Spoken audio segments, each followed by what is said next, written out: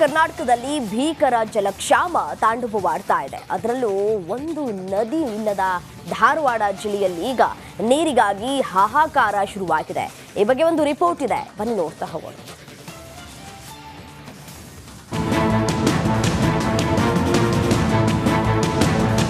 ಧಾರವಾಡ ಜಿಲ್ಲೆ ಅರೆಮಲೆನಾಡಿನ ಪ್ರದೇಶವಾಗಿದ್ದರೂ ಕುಡಿಯುವ ನೀರು ಮತ್ತು ಕೃಷಿ ಚಟುವಟಿಕೆಗಾಗಿ ಪಕ್ಕದ ಜಿಲ್ಲೆಗಳನ್ನು ಅವಲಂಬಿಸಬೇಕಿದೆ. ಬೆಳಗಾವಿ ಜಿಲ್ಲೆಯ ಮಲಪ್ರಭಾ ಜಲಾಶಯವೇ ಧಾರವಾಡ, ಹುಬ್ಬಳ್ಳಿ, ಅವಳಿ ನಗರ ಮಾತ್ರವಲ್ಲ, ಜಿಲ್ಲೆಯ ಅನೇಕ ಹಳ್ಳಿಗಳಿಗೂ ನೀರು ಪೂರೈಸುವ ಜಲಮೂಲ. ಇನ್ನು ನೀರಸಾಗರ ಡ್ಯಾಂನಿಂದ ಹುಬ್ಬಳ್ಳಿ ನಗರದ 22 ವಾರ್ಡ್ಗಳಿಗೆ ಕುಡಿಯುವ ನೀರು ಪೂರೈಕೆ ಮಾಡಲಾಗುತ್ತಿದೆ. ಆದರೆ ಈ ಸಲದ ಭೀಕರ ಬರಗಾಲದಿಂದಾಗಿ ಮಲಪ್ರಭಾ ಜಲಾಶಯದಲ್ಲಿ ನೀರಿನ ಮಟ್ಟ ಕುಸಿಯುತ್ತಿದೆ. ಇತ್ತ ನೀರಸಾಗರ ಡ್ಯಾಂನ ನೀರಿನ ಪ್ರಮಾಣವು 0.3 ಟಿಎಂಸಿಗೆ ಇಳಿದಿದೆ. ಈಗ ನಮಗೆ ಜೂನ್ ವರೆಗೆ ಬೇಕು ಅಷ್ಟು ನೀರು ನಮಗೆ ಸಂಗ್ರಹಣೆ ಆಗಿದೆ ಅಂತ ಸಂಬಂಧಪಟ್ಟ ನಮ್ಮ ಅಧಿಕಾರಿಗಳಿಂದ ನಮಗೆ ವರದಿಯನ್ನು ಬಂದಿದೆ.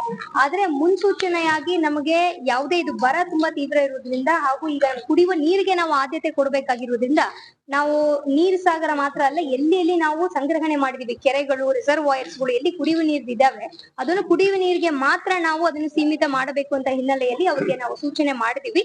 ಹಾಗಾಗಿ ಅದರಲ್ಲಿ ಯಾವುದೇ ರೀತಿಯಲ್ಲಿ ಕುಡಿಯುವ ನೀರು ಬಿಟ್ಟು ಬೇರೆ ಬಳಕೆಗೆ ಮಾಡಬಾರದು ಅಂತ ಅದರಲ್ಲಿ ನಮ್ಮ ಅಧಿಕಾರಿಗಳು ನಿಗಾ ವಹಿಸಿದ್ದಾರೆ. ನೀರಸಾಗರ ಜಲಾಶಯದಲ್ಲಿ ನೀರಿನ ಅಭಾವದಿಂದಾಗಿ ಕೃಷಿ ಚಟುವಟಿಕೆಗಳಿಗೆ ಬ್ರೇಕ್ ಬಿದ್ದಿದ್ದು, ಗಂಭ್ಯಾಪುರ ಮತ್ತು ಬಸವನಕೊಪ್ಪ ಗ್ರಾಮ ಪಂಚಾಯಿತಿ ವ್ಯಾಪ್ತಿಯಲ್ಲಿರೋ 16 ಹಳ್ಳಿಗಳ ರೈತರಿಗೆ ಪರದಾಟ ಶುರುವಾಗಿದೆ.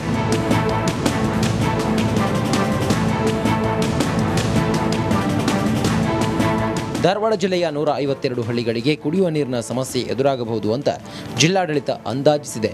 ಇದಕ್ಕೆ ತಕ್ಕಂತೆ ಎಲ್ಲ ತಯಾರಿಗಳನ್ನು ಮಾಡಿಕೊಳ್ಳಲಾಗುತ್ತಿದೆ. DV Kammar, republic Kannada, Dharwad.